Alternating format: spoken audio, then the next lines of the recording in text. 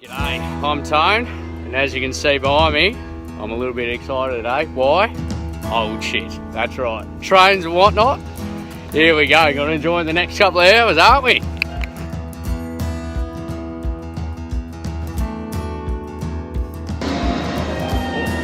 Steam trains, eh?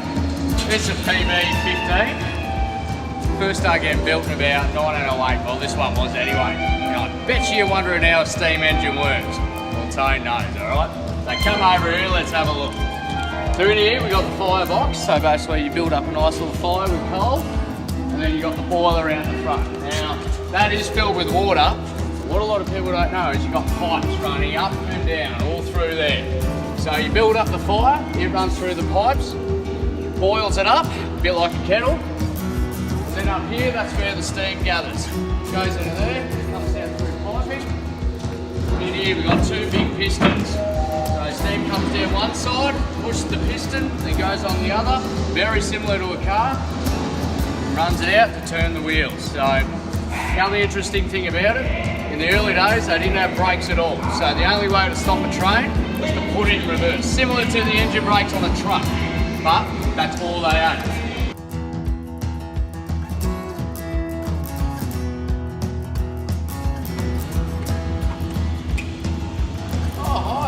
See there. What we got here is a diesel electric engine. This one's from about 1952. Come with me, I'll show you how they work. So, be interested to know, at almost smack bang, about 1950 post-war, steam went out the window, diesel came in. So, main reasons behind that is efficiency and cost. So, diesel engine, a lot cleaner to run as well, a lot less maintenance. So, the way this thing works is, you've got a big diesel engine in the middle. This thing's got 16 pistons in it in a V shape. So what it actually does, it runs, and out the back here, you've actually got a generator that creates power like you have in the home. So from there, runs it down to the wheels, we've got motors down there and turns it. So it's not just a diesel engine that runs like a truck or a car at all. Effectively, the thing runs on power. So there you go, that's a diesel engine. That's effectively how they all run today as well. This one's just a little bit older. Cheers.